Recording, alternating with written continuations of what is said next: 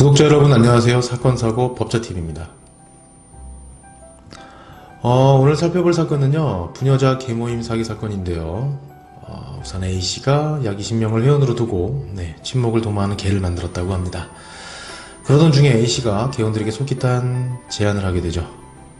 그 내용은 계모임의 활성화를 위해 투자 사업을 진행해 볼 계획이고, 좋은 아이템이 나와 그곳에 투자를 하게 되면 원금을 보장함은 물론 매월이 아니고 매일입니다. 투자금의 20%를 이자로 지급해주겠다는 약속이었습니다. 100만원 투자하면 하루 20% 이자, 5일이면 원금이 회수, 그리고 그 이후부터 전부 수익이 되겠죠. 말대로면 정말 10일만 투자해놓고 100만원이 100만원 낳는 황금거입니다.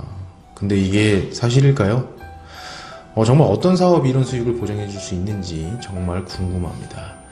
이게 진짜면 세상에 투자하지 않을 사람 단 한 명도 없을 거고요. 저 역시 마찬가지입니다. 하지만 세상엔 도박을 제외하고선 아무런 리스크 없이 이런 수익률 보장하는 곳 단 한 곳도 없습니다. 쉬운 말로 돈 먹고 돈 먹기. 그런 개념이죠. 그럼에도 불구하고 개원들은 마구 현혹되기 시작했습니다. 이런 꿈만 같은 일들이 부디 현실이 되기를 간절히 바라는 마음으로 말입니다. 사실 A시기에는 처음부터 이런 사업, 투자처 존재하지 않았죠. 말 그대로 애초부터 사기 사건이었다는 겁니다. 결국 약속을 지키지 못해서 A씨는 투자금만 받아 챙겼다는 이유로 회수도 해주지 못했고 1억이 넘는 공소금액으로 인해 사기죄 고소를 당하게 됩니다. 재판도 받게 되죠. 그런데 여기서 중요한 게 있습니다. 여러분 혹시 양형위원회에서 권장하는 양형 기준을 아시는지 모르겠습니다만 각 사건마다 유형별로 징역형을 선고할 수 있게 기준을 정해놓은 것인데요. 이번 사건에 대해서도 양형 기준을 좀 대응해 봤습니다. 그랬더니 이런 결과 나오네요.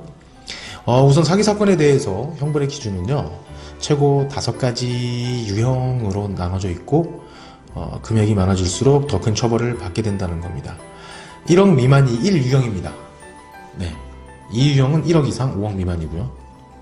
이번 사건은 1억을 넘었으니까 2유형 되겠네요. 그리고 양형 기준은 각 유형마다 징역을 선고할 때 참작할 수 있는 사유와 그와 반대로 가중할 수 있는 사유가 각자 마련되어 있습니다. 피의자 또한 사건 내용에 따라 각기 다른 감경 요소와 가중 요소가 존재한다는 뜻이기도 한데요.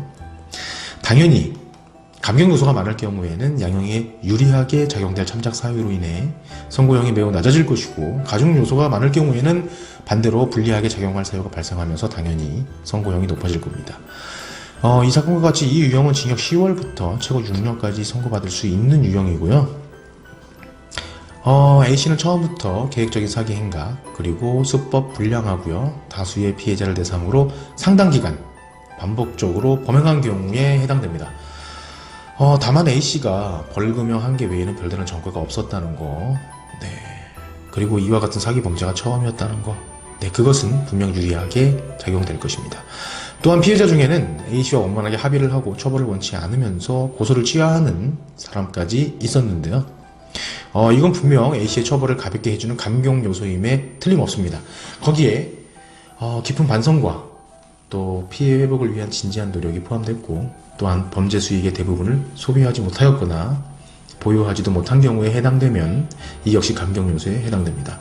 A씨는 진심으로 뉘우쳤습니다. 그리고 변호사를 선임하면서 양형 준비에 최선을 다했죠.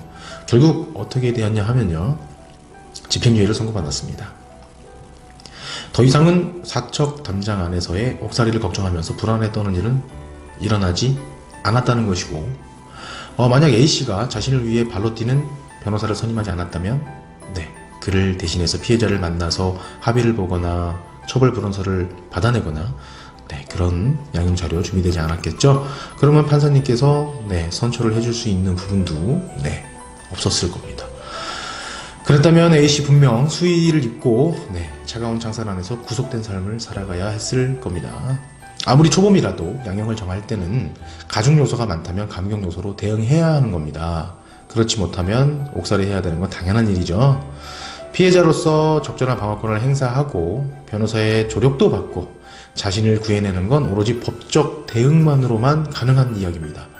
한순간의 판단착오로 평생을 전과자로 살아간다는 건 정말 내 인생, 내 스스로에 대해서 또다시 죄를 짓는 일일지도 모르겠네요. 꼭 잊지 마시기 바라면서 오늘은 여기까지 방송을 마치도록 하겠습니다. 지금까지 사건사고 법사TV였습니다. 감사합니다.